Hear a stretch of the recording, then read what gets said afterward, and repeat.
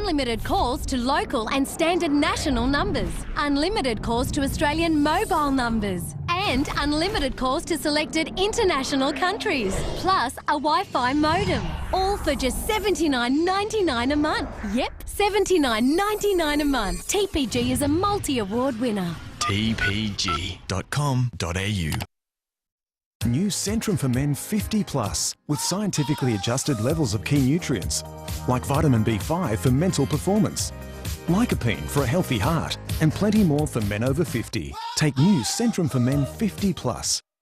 The opposition says the government is cooking the books, making things look worse than they are. Why is the government refusing to release the Commission of Audit? They're sitting on it, they know what's in it, but they won't tell us. We asked Finance Minister Matthias Cormann on Australian Agenda.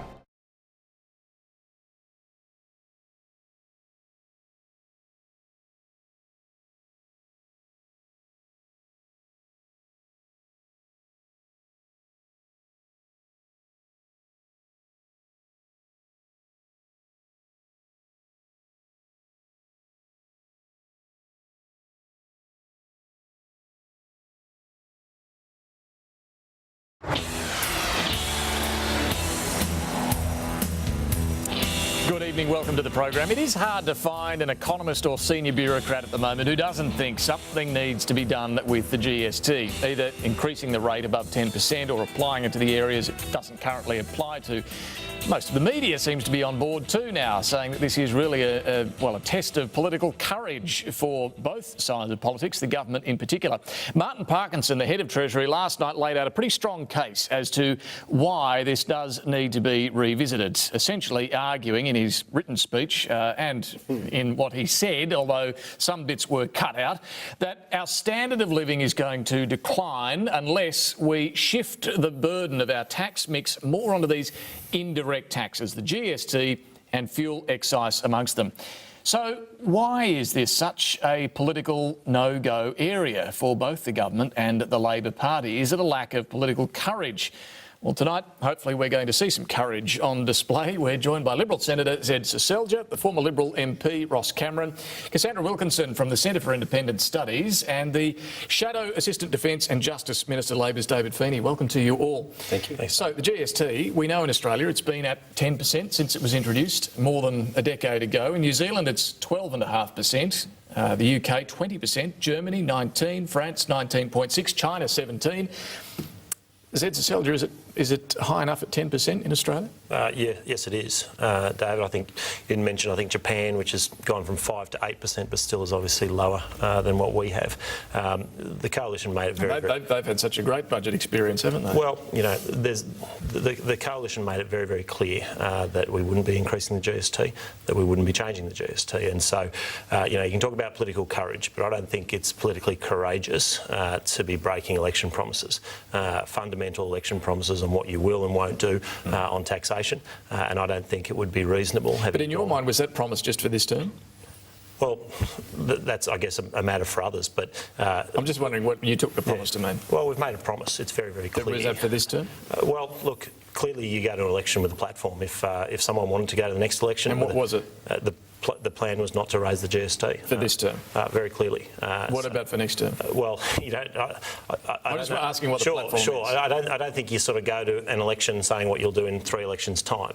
If someone wanted to... So it's only this term? If someone wanted to go to an election, if the Labor Party wanted to go to an election, if someone else wanted to go to an election, promising an increase in the GST, that's something they could take to the people, that's what I'm talking about, because I don't think anyone expects you're going to do it this year or next year, but for the next term, which is some 2.5 years away, the next election, is this something the government should responsibly look at? You've got the head of Treasury, you've now got the head of the Reserve Bank for good measure. Also, Glenn Stevens, the governor of the Reserve Bank, saying it was a very important speech. He backed what Martin Parkinson said. It's almost negligent for the government not to look at this. But David, I don't think what we need in this country is more tax. That's certainly my view. I think that we don't have a revenue... And that's what this is about. It's about getting rid of those inefficient taxes like stamp duties, and also ensuring we don't all bump up into higher income tax brackets. Sure, but we don't have fundamentally a revenue problem in this country at the moment. We have a spending problem. That is the fundamental reason. I want to get to that. So you think the tax mix is spot on? Well, I think it's never perfect. And And you can have, you can have economists arguing for a perfect tax system. There is no such thing. There are political considerations. There are considerations about what the community expects and what they want, and what the coalition has said in response to that is, we took a lot of heat. We brought in the GST. That was a tough reform. We've said we're not going to increase it. In the first term. Ross Cameron, what do you think? Is there a case for change? Well, I have the benefit of being present for Martin Parkinson's speech. I would say that he has been quite badly misreported, in the sense that you will find nowhere in the speech does Parkinson say we need to raise the GST. Well, I've brought the written speech along with me tonight, yes, and I know there are parts of the written speech he didn't leave out, but have you looked at the written speech? Yes, I've read the written speech. And this is obviously penned by him, not someone else. No. And it was a very good speech. And he does make it pretty clear that we do need to look at increasing the GST, does he not? No. What he said was... Before the government's red texter went through it. Well, no. On the contrary, he was specifically asked a question about the GST after delivering the speech, in which he said, is there something to be learnt from New Zealand? That question was asked by Brooks Wilson, the former chairman of the school council of Knox Grammar School and a sort of pillar of the Sydney business community. And Martin Parkinson said, look, I want to make it emphatically clear that I am not saying we need to raise the GST. So what does he mean when he says, and I quote, we will move even further in this direction, he's talking about living standards declining, if, as we anticipate, the relative share of total indirect taxes, including the GST, continues its long-term decline? Yeah, so what Parkinson says, which is absolutely correct, okay, is that he said, I'm going to do the diagnostics for you on the direction in which the title of the speech is budget sustainability and living standards over the next decade. And he does clearly say, and I don't walk away from it, and I've got no need to apologise for consideration of the GST, right? And I'm open to a discussion about that. But I just want to make it clear, that was not Martin Parkinson's thesis that we need to raise the GST. What he said was, his thesis is pretty clear that we need to rely more on indirect taxes, and he names them the GST and fuel excise. Well, what he says is that more and more of the spending taking place in the economy is happening outside of those areas which are captured by the current indirect tax system. The problem he identifies. And that's exactly right. So it's not an illogical step to say, therefore, we should raise the GST. Exactly. But when asked that question, that was not what Parkinson said. That's the point I want to make. Now, what happened was we had a leak of the speech to Channel 7, which went into the 7 o'clock news saying Martin Parkinson is about to call for a rise in the GST. And so every major newspaper headline followed that leak. And so you found the AFR... I just don't see how, when you read this speech, you can possibly dispute that he's not saying we need to rely more on the GST. Well, what he actually said, in answer to that question, what Parkinson said in answer to the question was, he said, well, this is a matter for the political class, not for me. But his speech itself makes that argument very clear. Well, his speech says that the revenue we are collecting from indirect sources is proportionately declining. And that is a problem. And the second point he also made, just as emphatically, which gets no coverage at all, is that more and more Australians are being pushed into higher income tax brackets, so that he says, I think by 2020 the average Australian will wind up in the top marginal tax bracket, paying 39 cents in the dollar for every... in the third marginal tax bracket. But again, this is an argument why we need to shift the focus more onto the GST. So then let me say, I would say... what you think, though. Well, do you think it should... Well, there's two things I would say. Number one, when we've got clearly a problem of lack of sustainability in the budget, it is it's a crisis. It's been massively accelerated by the, huge spending that we had under 6 years of Labor. But what we've got to do one of two. We've got to increase the productivity of the Australian economy. We've got to lift tax receipts because we have a much more productive economy. And then, secondly, I think we've got to reduce spending. Okay, now, but what does it mean? What does it mean on the GST? Yes or no? Look, you're agnostic. What I would like to see from the GST is I'd like to see it widen. I'd like to see it include, including food and books, and that's which we proposed, and health, which we proposed at the start, and which the Australian Democrats sabotaged in an act of vandalism. Okay, thank you. Now, Cassie, how about you? Well, the bracket creep issue is a hardy perennial, and the solution is to index the the tax categories. And we should just explain, bracket creep means the tax scales don't change, but as we all earn more over the years, we get pushed into a high tax bracket, That's pay more right, of our income. because rather than your tax being levied on the quintile of earners that you fall into, it's levied against a specific amount of income, and of course the average income rises every year, so we slip into higher tax brackets. This has been around forever and a day, and the answer that most sensible people have always said is just index it. But generally governments like to, from time to time, they like to get their The free bracket money. creep works well for governments collecting money. And then for elections, people can give a little bit back and have a big announcement about changing the tax brackets again. And no Polly's going to give up that That's right. So it's kind of a fake issue, really, because they won't stay the same. They never do. We just have this fight every 5 years or so. I think the big issue, though, is what I've found quite disappointing is the number of earnest pundits and commentators essentially saying to the Prime Minister, come on now, you must tax us more at the moment. And what we've had over aren't the they last... saying that you've got to get rid of these inefficient taxes that are holding back the economy and go with something that is proven around the world to be a far more productive tax? Well, I don't think it's quite as simple as that. And the GST is reasonably regressive, although it obviously should be more consistent. Income taxes are pretty progressive, as are our business taxes. All of these nuisance taxes, like the fact that nearly 40% of the price of a new home in Sydney is regulated taxes and charges, that's a huge problem. But Australians are paying nearly 34% or so of GDP in tax at the moment. Governments are taking quite a lot of tax, and what they should be thinking about is things like, why would you take a large amount of tax off everybody and hand it to rich people through PPL?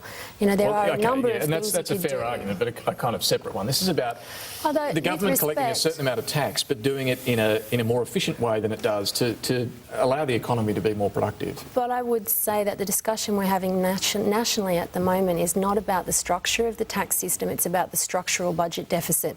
There is a structural problem in the budget. We're definitely spending more than we're taking in. In fact, the government keeps spending quite a bit more than it is earning every year. I agree with that. And I want to get to the spending side of the equation because there are big problems there. David Feeney, what about you? We know Labor was opposed to the GST being introduced, is opposed to increasing it or broadening it now. But is that really a better option than getting rid of some of these stamp duties and others that clearly are past their use by date? Well, I think it's easy to identify taxes that distort the economy in an unhelpful way, but it's just as easy to say, well, is our structural deficit and the budget strengthened by introducing a paid parental leave scheme, which is going to cost $5.5 billion Again, a year? that's getting pivoting on the because if you're going to worry about receipts, then you're also worrying about spending. And if we're adding $64 billion over the forward estimates in new spending, as the government has done, then we surely need to look at that when we're claiming spending and a lot of it justified Gonski and NDIS and all these things. That's the spending side. But governments have to look at the revenue side, don't they? They have to look at the taxes. Whether the taxes at the moment are the best they could be for the economy. And Mark Parkinson, Glenn Stevens, everyone seems to agree we haven't got it right. Before the censors got to the speech, I mean, Parkinson was obviously drawing our attention to this structural deficit and the fact that he thinks the GST should operate more broadly. Labor obviously has a view that that kind of intervention in the debate is welcome, and that's a conversation we need to have. About broadening the base of the GST. And looking at the tax system more generally. But our own view is that the GST is intrinsically a regressive tax, and if we were to take up the suggestion of adding it onto health and education, for instance, that hits low-income earners much harder than it hits anybody else because, of course, they're spending a greater proportion of their income. Which is a fair point, but just to be clear, you are saying Labor is prepared to discuss what the GST applies to. No, what I'm saying is that a broad conversation about our tax system is justified, and it would be absurd to say that we have that in the absence of talking about spending. But what about in absence of the GST? Because this is what happened with the Henry tax review. The GST was left out of the whole review. Are you saying that should be part of consideration? Well, I'm absolutely certain it won't be, because should it be? As Zed said at the outset, this is a government that's chained itself in a promise. But I'm asking about Labor here. Well, our we're view is talking that the about tax is intrinsically regressive. We're not interested in a program going forward that increases the GST. Well, so Zed, you seem to be stuck in a situation where you're agreeing with me. So endure it as best you can. I'm asking you, if it's so regressive, are you going to get rid of it? Are you going to get rid of the revenue going to the states? Obviously, we've not proposed since the GST was brought in to remove the GST, and there's been Labor governments. And you don't think it should even be looked at? I don't think that it's a progressive or sensible thing for us to expand it into health and education and other costs and hit poorer people harder. I think we are far better off looking at some of the absurd spending commitments that this government's come to office with. Right, we'll get to those. But it seems to me, Ross Cameron, that, and you are the one at the table who has said it should be expanded to other areas, that we've got the likes of the Treasury boss, the Reserve Bank boss, plenty of economists saying we've got to do this. Both sides of politics, however, running a million miles. Yeah, I think, number one, I just want to make it clear that I want a radically smaller government, OK? Make no mistake about that, OK? Yeah. And I would be prepared to, Bill Shorten says, reveal your cuts. I would go much, much harder. But so having said that, one of the fears about the GST is that, and let's not forget, it was begun, the discussion really was commenced by Paul Keating, who courageously took his option C, but then got cut down by his own party, who then ruthlessly opposed it for purely the most sort of, grinding little... I think Prime Minister Hawke and issues of political gain. Yes. But it took the courage and principle of a John Winston Howard to sort of take this to the electorate and manfully expose himself to the electoral risk. Surely that's Sir Howard. And that's called political leadership, which we have not seen a great deal of from the Australian Labor parties in recent times. Or what about from the Abbott government? What about from the Abbott government now? The point of keeping your promises, OK? I think we are in. I'm happy for Abbott to say it's going to be a no surprises government, and he said we're not going to change the GST. And I would love him, the next term, but in the next term, what I would like to see the government do, and the big fear, say in relation to the GST, all the states were meant to scrap all of these taxes, right, in exchange for the GST, and they haven't done it. So you wind up in this jeopardy where the Commonwealth says, all right, we're going to provide this leadership, and the states say, great, and then they just trouser all the cash and don't take out any of the really aggressive and objectionable taxes that were removed at the time. That's not... The states are absolutely not trousering piles of cash at the moment. The fundamental problem we have, and the reason that the GST discussion belongs in the white paper into federalism that's going on, which somehow no one's talking about with the enthusiasm of the GST debate, is because the GST doesn't nearly cover the state's expenditure on the roads and hospitals and schools that everyone relies on. And the difficulty that we have is ever since the High Court abolished state taxation, the Commonwealth collects all the money and the states are responsible for delivering the services. We've got a fundamental structural problem in the way that taxing and spending is divided up between the states and the Commonwealth, and the federalism white paper absolutely has to get to grips with that problem. And states cling to taxation measures that they still retain, like payroll tax, that do distort the economy in unhelpful ways. They should, Cassius, I think this is a great point. If you ask me what do I really think on the structural questions, I would give the states back all their taxing powers. Because what we actually want is a competitive federalism in which you can actually see the consequences of the decisions you make.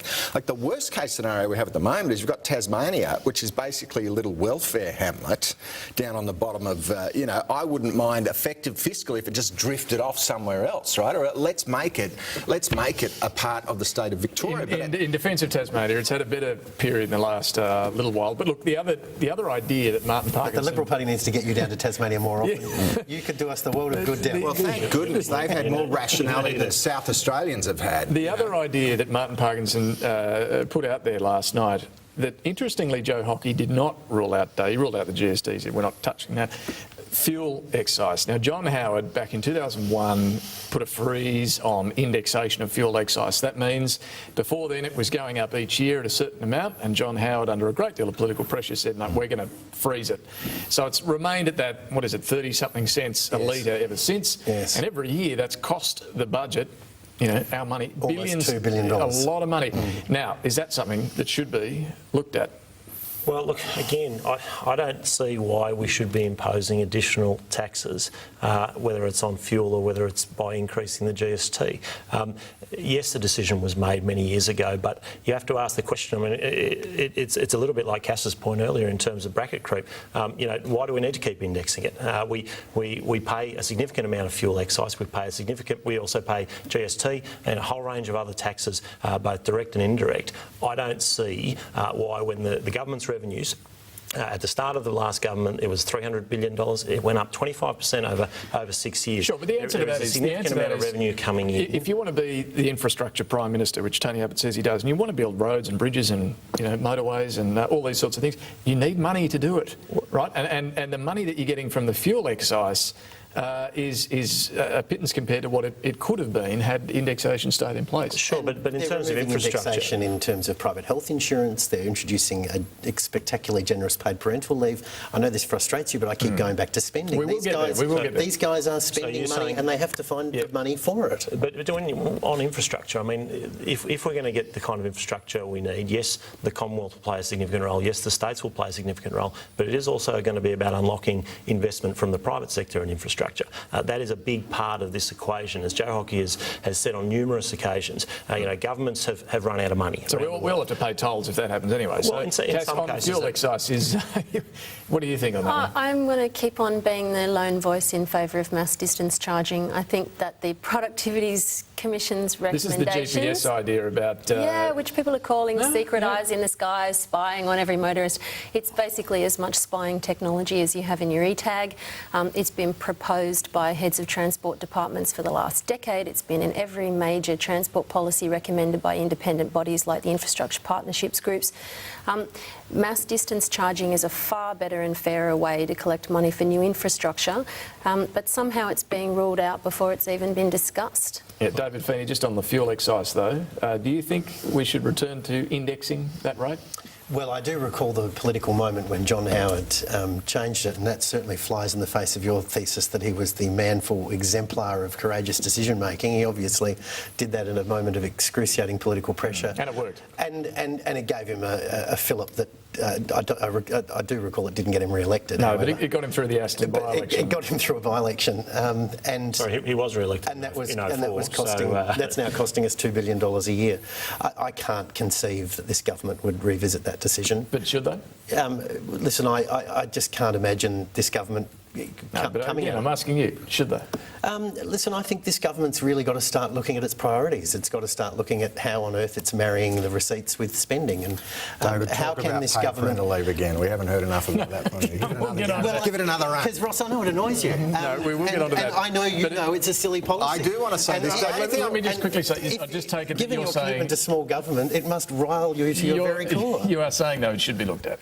No, I'm saying that this is a government with strange priorities, and we can't perceive that's vague how enough, it's though. marrying I'm just wondering, these should ideas. we look at fuel excise? Well, I don't. How is this government going to make its magic pudding work? It's been piling on the spending. It's been changing its. Well, we're not in government. It's been changing. That is a cop-out. Well, it's not a cop-out. As a Labor frontbencher, looking to the future of Australia, should we look at fuel excise? Before I looked at fuel excise, I'd start looking at a whole range of initiatives this government's embarked upon that are reflective of... Such as PPL. Such as PPL. And we will get to that. And such as the indexation of private medical health. I mean, there's a whole range of things this government's doing that flies in the face of its rhetoric, that it's the end of the age of entitlement. Ross, and it's the end of the age of entitlement, Ross, unless... This is, again, the difficulty, isn't it? Any tax increase is very hard for either side of politics to even say they're going to consider. Yeah, and we are witnessing that tonight. Cass and I obviously have a freedom, perhaps, that Dave and Zil don't, but and that's why in a democracy it does require a great deal of resolve and courage. Now, frankly, John Howard adopted the GST towards the end of the first term, under which, when Hanson was playing merry hell with the right base of the Liberal Party, and frankly, we needed a rallying cause. And I remember, as a marginal seat member in that government, being delighted that we had embraced the GST, because I thought, well, fantastic, we can stop talking about Pauline Bloody. And you were probably delighted when he decided to freeze the fuel excise. Well, actually, actually, the only thing I will say in Howard's defence there is you had fuel prices which had gone from something like 75 cents a litre to $1.40 a litre in 12 months, and the whole economy was in a state of shock. Yeah. And the punters were looking at Canberra saying, what are you going to do? You know, and they were getting smashed by this price over which we had absolutely no control. We weren't the architects of it. So I think you give him a little bit of wiggle room for taking that decision. Very quick. To make a very quick comment about fuel excise. Taxing petrol is highly regressive. Rich people live in suburbs with terrific public transport, and wealthy people don't need to drive their cars a lot. The people who drive their cars a lot live in the cheap suburbs without the public transport, and they live in the regional areas. It's much fairer to move to mass distance charging arrangements. That's obviously a bigger proportion of their income. After the break, the spending side of the budget. Yes, that means paid parental leave, plus the various things Labor's wasted money on. You can really get stuck into each other's statements.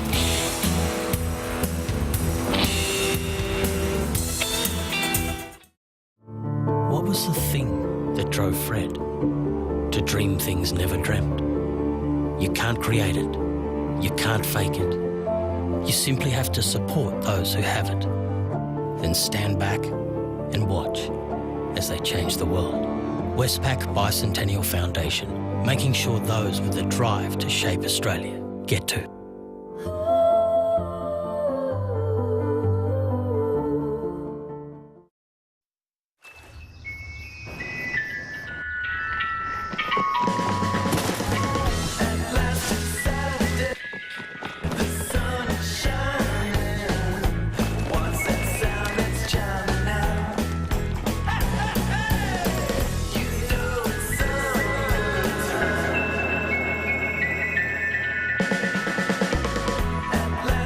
Get in line for new Peter's Original Lolly Bag, only at Coles.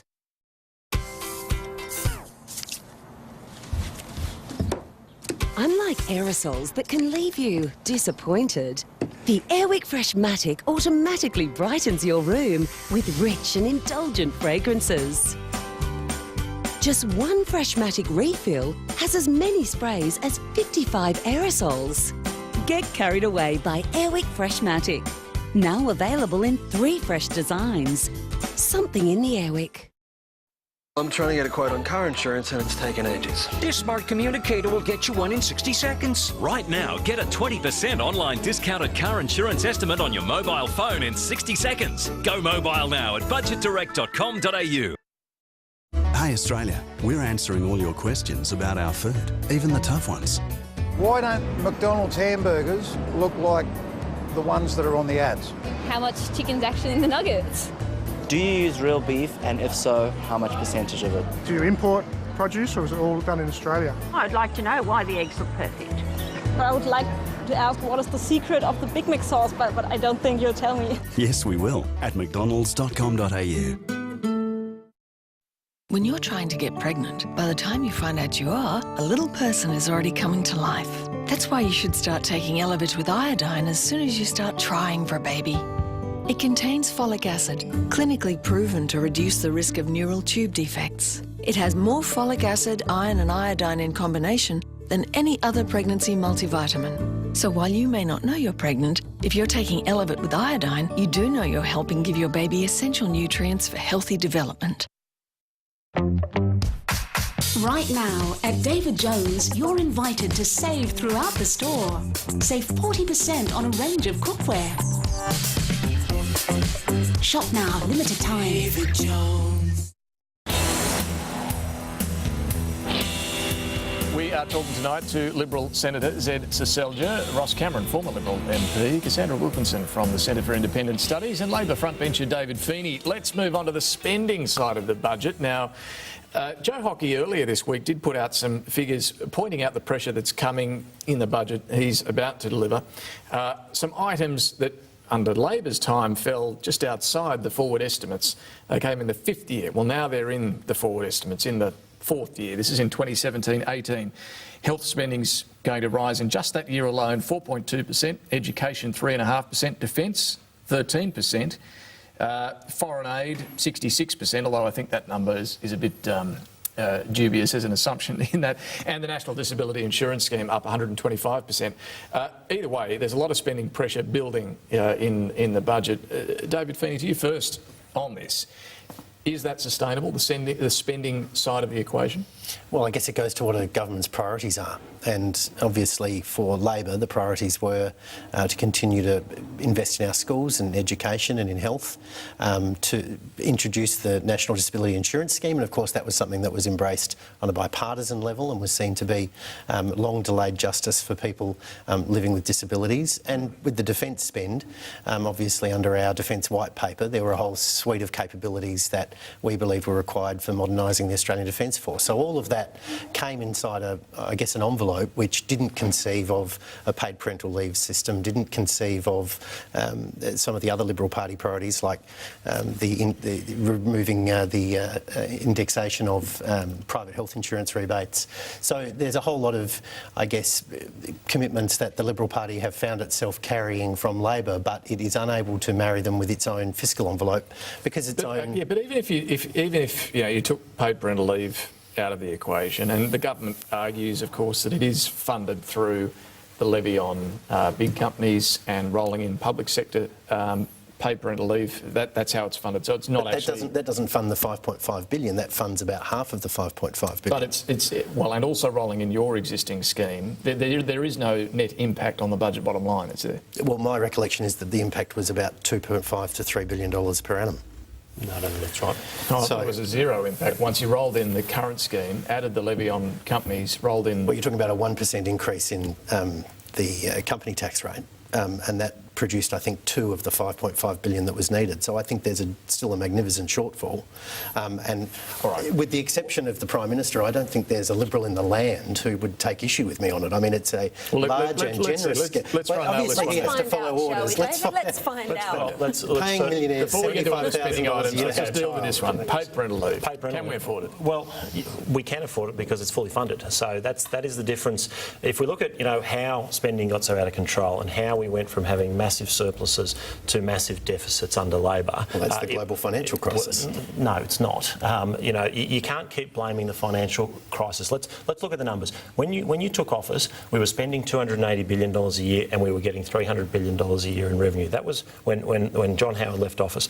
Now there's $373 billion a year in revenue, yet you're spending $412 billion. Yes, so what happened you've gone from 280 to 400. But I think you spent about 10 seconds on paid parental leave there. It probably wasn't the most full-throated defence of this policy. But I've got to deal with the assumptions before I get to... How can we... David wants to make everything about paid parental leave. I'm happy to deal with Let's that. just deal with it. And then we should deal with the actual numbers. So how can we really afford this? Well, because it's fully funded. That's the point. And the point I was making was, unlike Labor, where we saw a massive divergence between spending and revenue, we've got a plan to fully fund it. Now, people can be critical of it, but let's look at it. Do you accept that it is a workforce entitlement? And that's a question for the Labor Party, and they can't answer. They seem to think it's a workforce entitlement if you're in the public sector. And where I live in Canberra, 50% of the workforce has that wage replacement scheme and 50% doesn't. And now, under this scheme, if you work in a small business, you'll get access to the same thing that public sector workers have. Now, surely some in the Labor Party should actually be applauding the fact that women will actually get access to a scheme that you clearly believe is good enough for the public sector, and I do also. But why is it that the woman working in the milk bar... Then why not means test it? Sorry? Why not means test it? Well, it is capped. It is $75,000 per annum. But in the public sector, you can earn more than $150,000, and it's a wage replacement scheme. That's the whole point. But we were in a budget emergency. What happened to the budget emergency? Why should a public servant get it and not everyone else? Because our view is that this scheme... I mean, obviously, we can talk about what a marvellous scheme it is and how it's going to...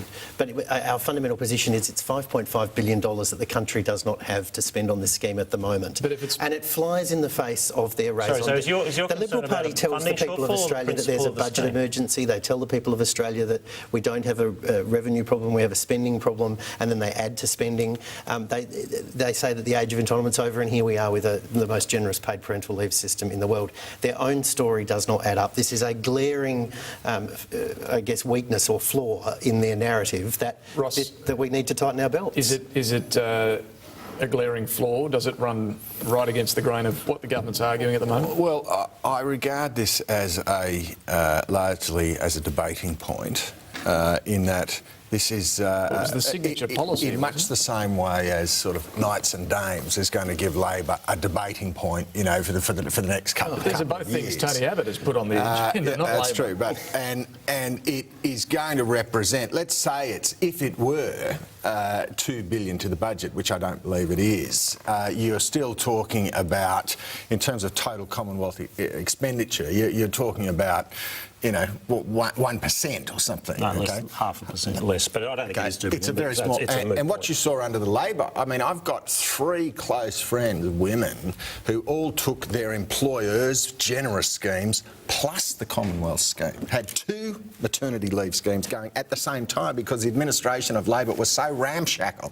Give them any actual problem to solve, anything with any degree of complexity, and you know they're going to absolutely screw it up. So the cost to the community as a whole under the previous scheme, even though the Commonwealth component of it may have been less generous, the total cost was much greater. OK, but can we afford it at the moment if there's a budget crisis? Well, look, I would like to see a much lower expectation of government until such time as we're generating regular surpluses. Delay this until we're in surplus. Well, I would, yeah.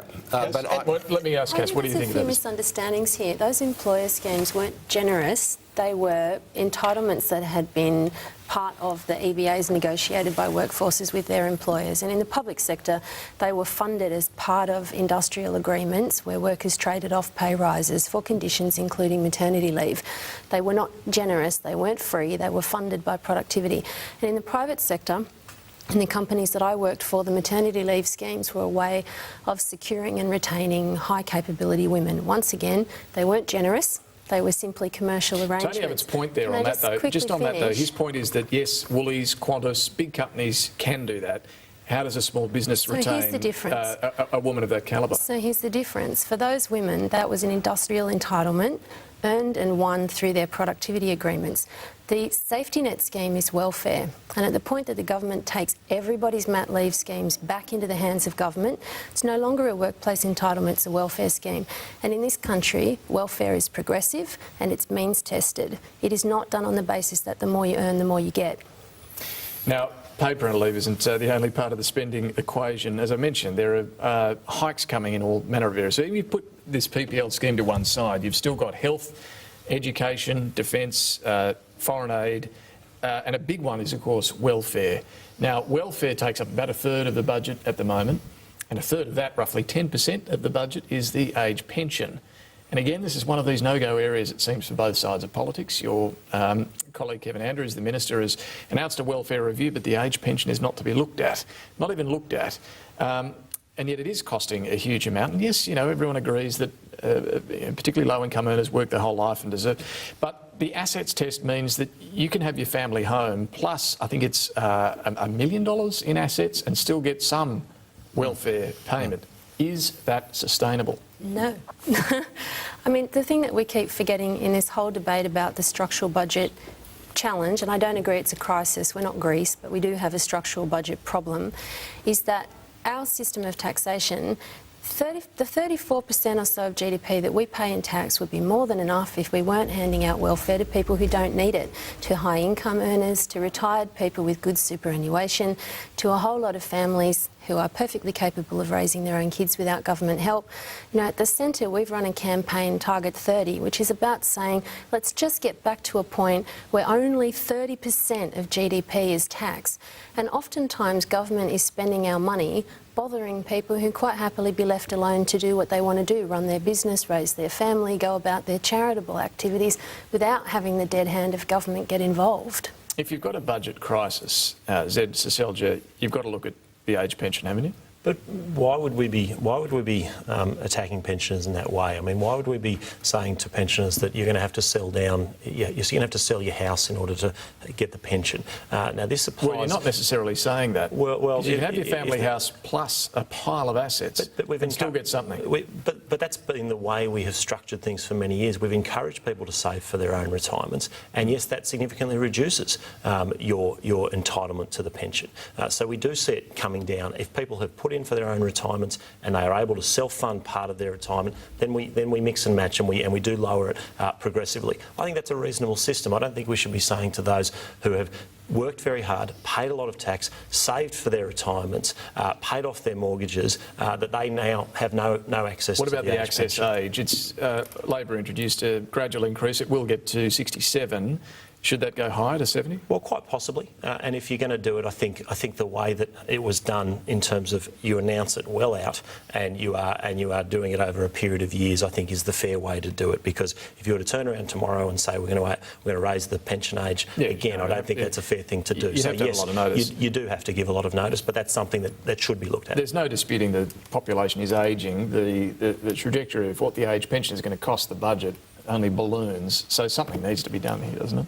Sure it does. And as you say, that's why Labor looked at the question of at what age you retire, and it's why Labor invented superannuation, because we've got to start moving the population onto a long, well-planned self-reliance. So, yeah, I think it's a very important question.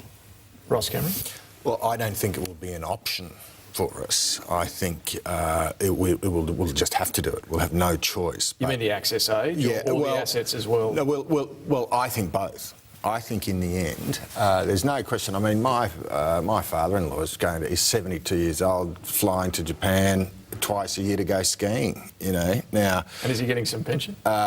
Look, he's not. He's a fully self-funded retiree, but my point is that the great, wonderful achievement of the last century was to add 30 years of life expectancy to the average Australian. Now, this is a miracle. This is historically totally unprecedented. This is a wonderful, wonderful thing which none of us could have expected or seen coming, and we've just made no provision for it. And so we're paying ourselves on an entitlement base on the assumption we're all going to be dead at 65, but we're all actually living to 85 or 90, and if 1 in 3 girls born today will live to 100. So we've got a massive unfunded hole in life expectancy, and and that's one of the reasons why I have this sense of urgency, which at times looks like anger, about our complacency, because I can see this demographic freight train coming, because at the same time we're massively pushing out life expectancy, we're all having fewer and fewer kids. Because, you know, like those in ancient Rome, essentially the wealthier we get, the less inclined we are. I'm doing my bit. You know, well, good. This is good. And so one of the things we should say tonight is that lots and lots of Australian families out there with 2 kids, in many cases, in my experience, you know, the mums are quite happy to go for 3, but the blokes are sort of, you know, looking at the bills and feeling the weight of the yoke. And I'm saying, have another child for Australia tonight if necessary. Peter Costello beat you to it, I think, didn't he? The only other point I would make is that we have to, with this increasing life expectancy, the reducing birth rate, your point is absolutely right, that the exemption of the family home, okay, winds up being this massive loophole, which means you can be a retiree for 20, 30 years with $4 or $5 million in assets, still getting a free pension card on public transport trips. Of course, often the problem is, you know, Granddad bought the house for 20 grand back in the day. It's now worth, you know, 800 grand. Well, that's a great problem to have. But I mean, what happens then is all we're really doing is preserving that asset so it can be inherited by the next generation completely outside of the tax system. Well, I'm just saying, if we were running massive surpluses every year, fantastic. Let's keep that little rort there for the homeowners. It also significantly inflates the cost of buying a home. And then we've got massive Chinese and other investment putting home ownership out of the reach of the average Australian. So let's put it back in the tax net if we have to. Can I pick up a point that Ross made, not the last one, but in terms of growth and growth of population? I actually think this is a critical thing, and we should be growing our population. I actually think it's a good thing for our nation. We've got a massive continent, and servicing the infrastructure needs of a massive continent with 23 million people is very, very difficult. Let me guess, this is why we need a paper at a leave skin. That is but one. But let's be clear, when it comes to, particularly with immigration, with a sustained immigration program, we should be growing our population. So boost immigration? I absolutely believe we want to see our population grow. It helps our economy grow. It helps us fund the infrastructure we need. You know, we've done reasonably well demographically compared to many nations, but as Ross says, we're about to face very challenging times, and one of the ways of dealing with it is to actually continue to grow the population. We've got to take another break. We've been talking a lot about, you know, long-term vision of how to fix the budget, but more immediately, there's an election happening on Saturday in the West, and we'll take a look at what both sides are arguing, what their pitch is to the voters there. Stay with us.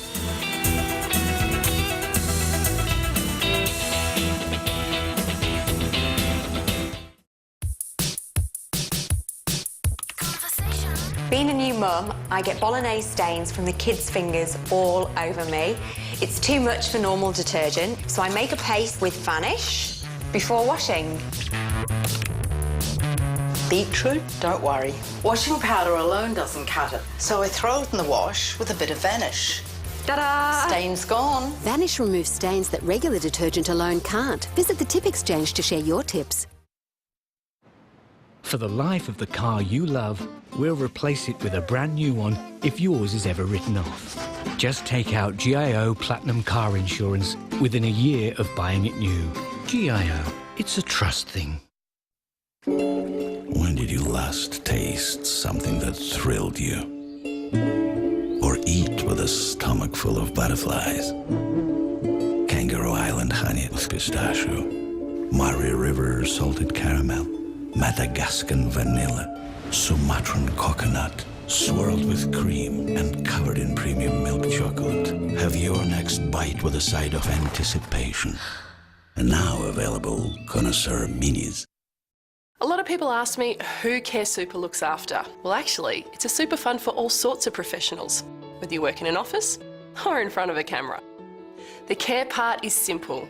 They care about your super. And better still, they get it. That even with a busy life, you need to feel in control of your money. So they let you choose the level of control you want. They have strong returns and they're so easy to deal with. That's why we're with Care Super. You can find out more at whyshouldyoukare.com.au. Slippers, mate. Paint? No one likes fungal nail infections, but there's a file-free solution. Rejuvenail kills the fungus without needing to file your nails first. Rejuvenail. Do your nails a favour. Why cook when you can create? Create something tasty without a recipe. Something with big flavours and tiny leftovers. Create yummy crusts and tasty bottom-of-the-pan bits. Create a Moroccan fillet, Cajun grill, a Mexican standoff. Create tastier favourites with just a sprinkle of Master Foods herbs and spices. So why would you just cook when you can create?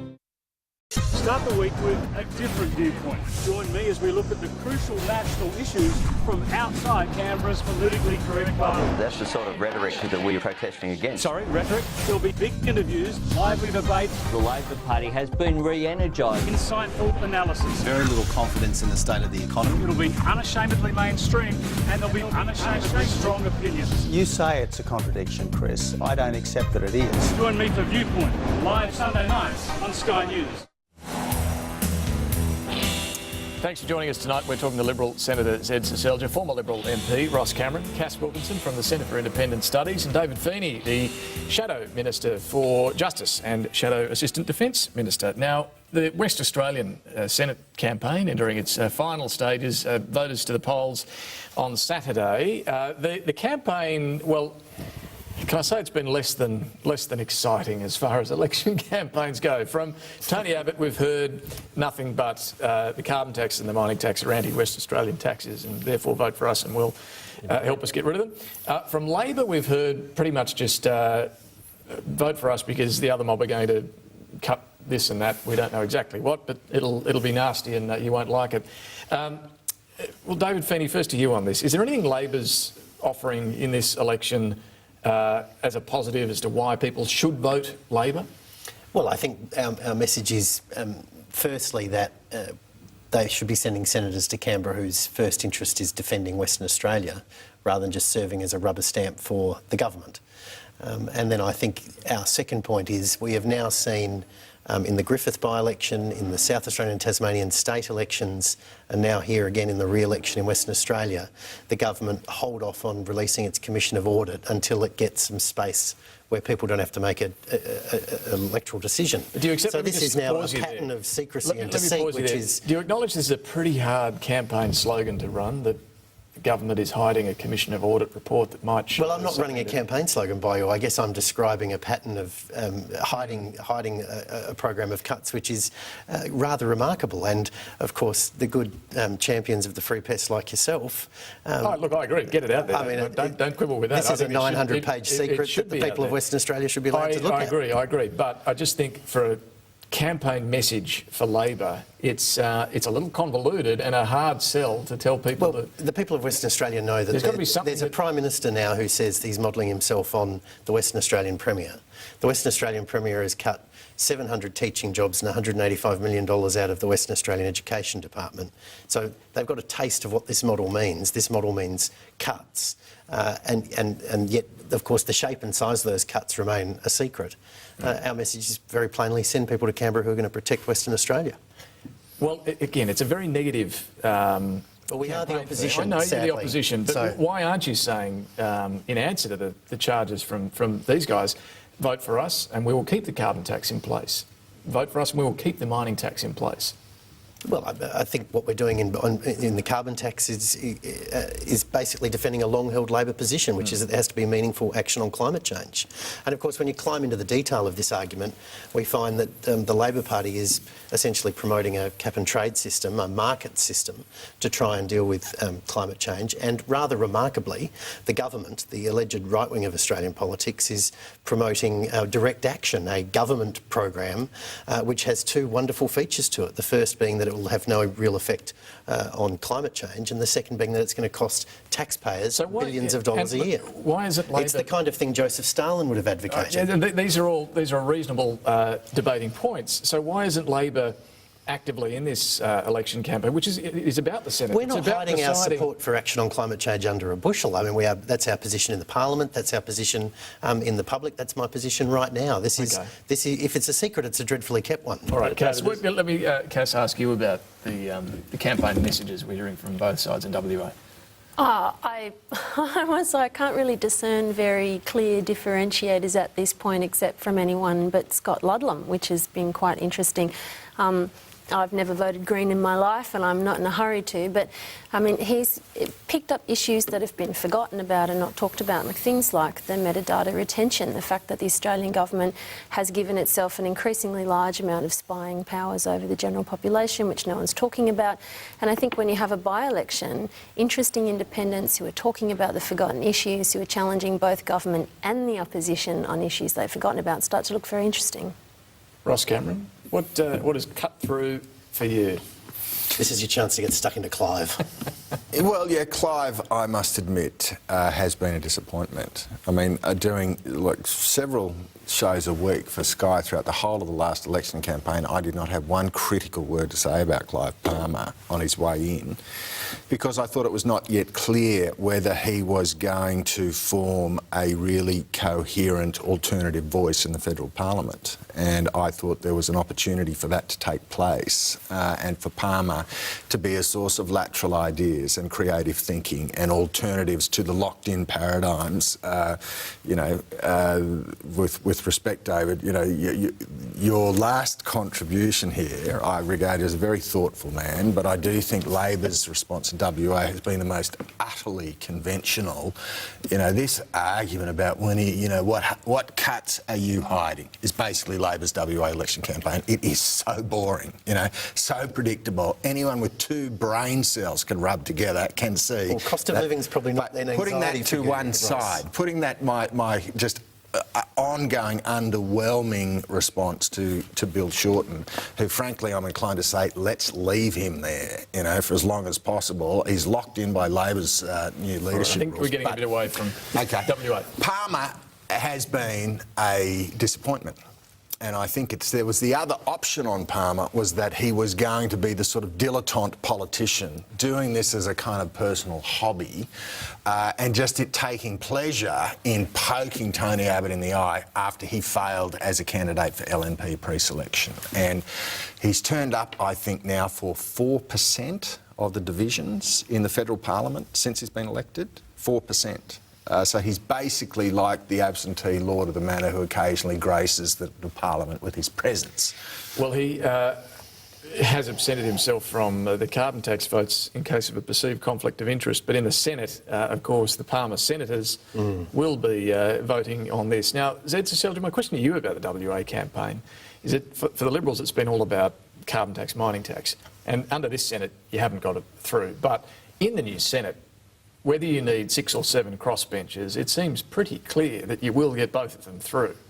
There's not much doubt about those two issues, is there? Well, we should be able to get through, but I mean, who knows? So what else are you offering WA in this election? Well, a number of things, but let's not underestimate that the people of WA are having to go back to the polls because of failures of the ASC. Now, I agree with Ross in terms of what they are being offered by the Labor Party. What they are being offered is virtually the same thing that Labor was offering them on the way out, which was a scare campaign about coalition cuts. And, you know, there's a reason why the people of WA gave them, I think, 26% of the primary vote for the Labor Party, because that was what they offered. And what we are offering is to lower their electricity prices, to lower their gas prices, to take pressure off business, you know, to get rid of the mining tax, which does affect WA. Do you fear at all that the Liberals are going to be a bit of a crack record on this? I mean, it's...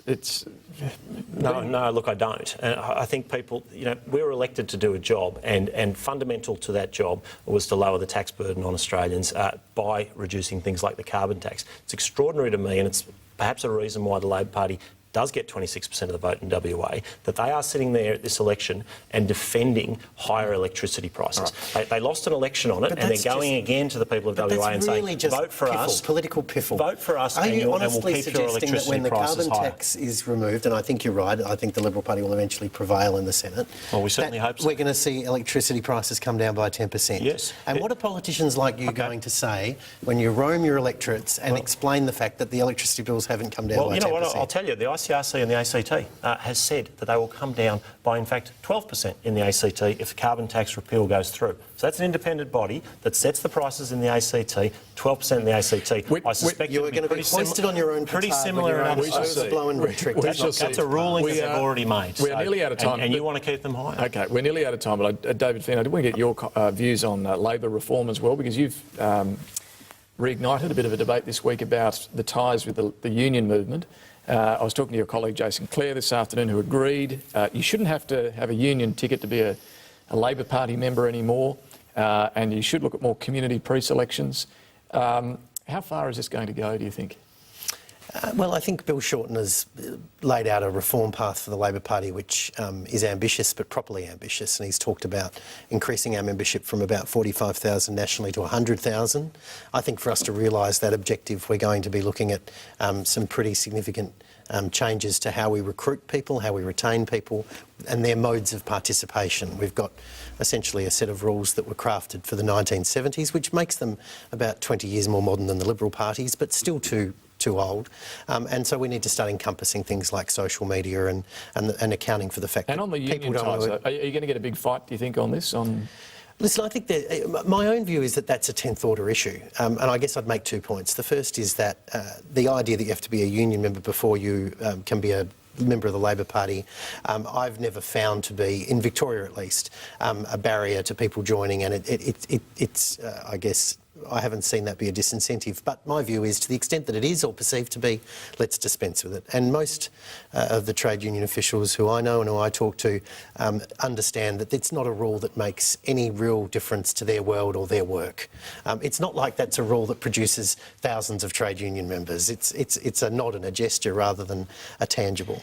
We could probably spend a whole other program just talking about that issue. Sadly, we are out of time, though. Zed Seselja, Ross Cameron, Cass Wilkinson, David Fee, thank you very much for joining us this week. Thanks, Dave. And thank you for your company as well. We'll be back same time next week. See you then.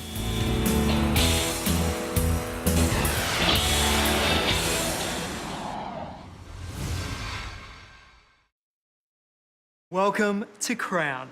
We're a leading provider of world-class luxury resorts, with properties and investments in Melbourne, Perth, Macau and London.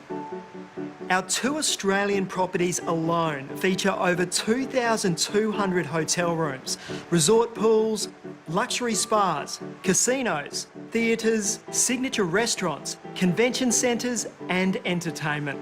Every year, 25 million visitors come and enjoy all that our Australian resorts have to offer. These resorts contribute over $2.9 billion annually to the Australian economy and deliver significant tax revenues to governments. And as 2 of Australia's most visited tourist destinations, over 14,000 people come to work with us. Crown is also a leader in the Indigenous employment sector, having received major industry and government awards for our Indigenous employment programs. Our greatest asset is our staff, and we're training them to be even better in our $10 million training facility. To date, we've graduated over 4,500 apprentices and trainees. Crown's resorts assist the cities of Melbourne and Perth to attract thousands of international visitors and compete with the best cities in the world for major international conferences and events. Approximately 1/3 of our revenue is generated from international visitors, making Crown one of the most significant international tourism operators in Australia. Crown also has a significant investment in Melco Crown Entertainment, which owns and operates leading integrated resorts in Asia. This investment gives Crown a large advantage in attracting visitors from booming tourism markets like China. And to make sure Australia can continue to compete with the best resorts in the world, we're investing over $2.8 billion upgrading and opening new tourist attractions. While we're proud of all we've achieved, Crown is most proud of the fact that we're an Australian company employing thousands of locals, reinvesting in our properties and working to make sure our country remains a first-class tourist destination for today and the future.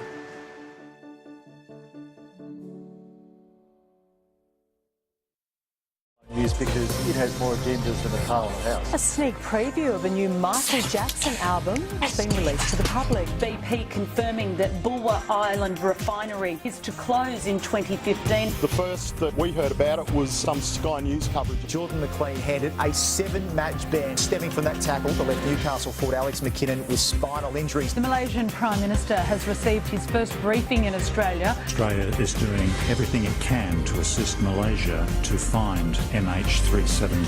Delivering unrivaled live coverage. This is Sky News, Australia's news channel.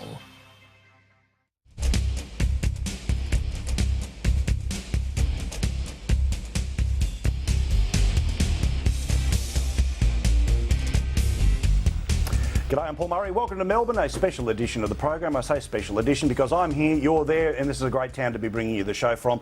We'll be here all hour, and we have got one heck of an hour for you, a truly national edition of the program. We're going to talk to Kate McClymont about the goings-on today in and around Arthur Sinodinos, Australian Water Holdings and the Independent Commission Against Corruption in New South Wales. Kate's tweets have been most entertaining. Her analysis will be must-follow stuff. We're also going to go to Perth, talk to a specific expert about Western Australian politics, what is going to happen tomorrow.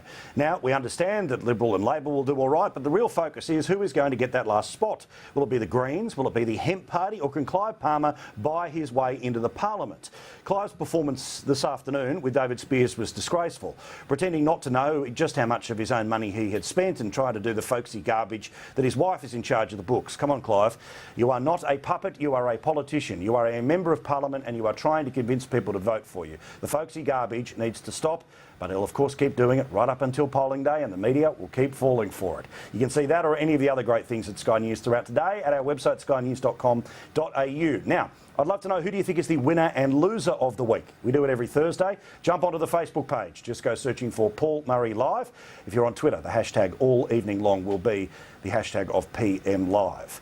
Now, Arthur Sinodinos, the Former Assistant Treasurer of this country did not have a good day at the ICAC. He may have had a fine day legally when it came to what his responsibilities or his knowledge was of the underhanded dealings of the Obeid family and their agents inside the New South Wales government, the people acting on their behalf in the New South Wales Liberal Party, and of course the overall issues that they were trying to do with the taxpayers' funds in and around who owned what when it comes to water.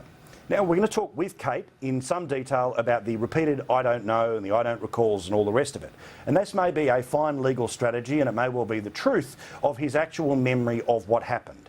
But there is a significant political problem, and it is one that Arthur Sinodinos is going to have to confront, and he's going to have to do more than just appear at the ICAC.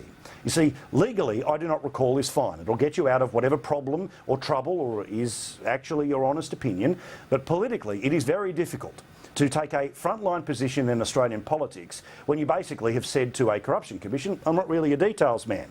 Now, this seems contrary to Arthur Sinodinos' public behaviour. The bloke was the Chief of Staff to John Howard. He helped run the country very successfully for a couple of years. He is well regarded by the Liberal Party, and Tony Abbott believed, despite knowing everything that was about to come out in this corruption inquiry, that he was a man who would be detailed enough to be part of the conversation, to put him in the room with the people who need to fix the Australian budget. Now, what I've seen today, I'm not suggesting that Arthur Sinodinos has no further role in Australian politics. Quite the opposite. I want people like him involved in Australian politics, but to make the political problem of not being a details man go away, he is going to have to engage the political consequences of what was said today in the Corruption Commission.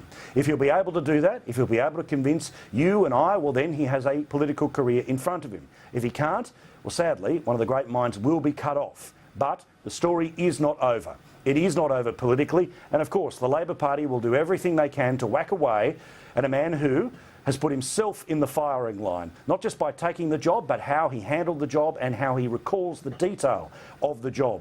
There are some tough days still ahead for Arthur Sinodinos. We will wait and see whether he makes it through to the other side. I certainly hope that a good and decent man, a man who I believe should be in the room to help steer the country in the right direction, gets to earn the Australian public's trust again, a trust that is damaged this evening because of what happened at the ICAC. The detail of what was said and what wasn't said will come up in a moment or two with Kate McClymont. We'll go to Perth and winners and losers of the week. Big busy show, no excuses, don't go anywhere else. Now with the latest news, my fellow Melbourneite, and I can say that because I'm staying here this evening, is Aaron Young. Aaron, good evening. What do we need to know? Thanks, Paul. Bad weather has forced the search for a woman killed by a shark on the New South Wales south coast to be suspended. 63-year-old Christine Armstrong was swimming with friends when the apparent attack happened. It's believed she had turned back from the group and was swimming on her own when she disappeared. Local leaders say the community is in a terrible sense of shock. Inspector Jason Edmonds has asked residents to stay away from the beach. Search has been pretty much suspended. We have inclement weather closing on the far south coast. It will recommence in the morning. It's only been suspended for the time being, and all efforts will be made tomorrow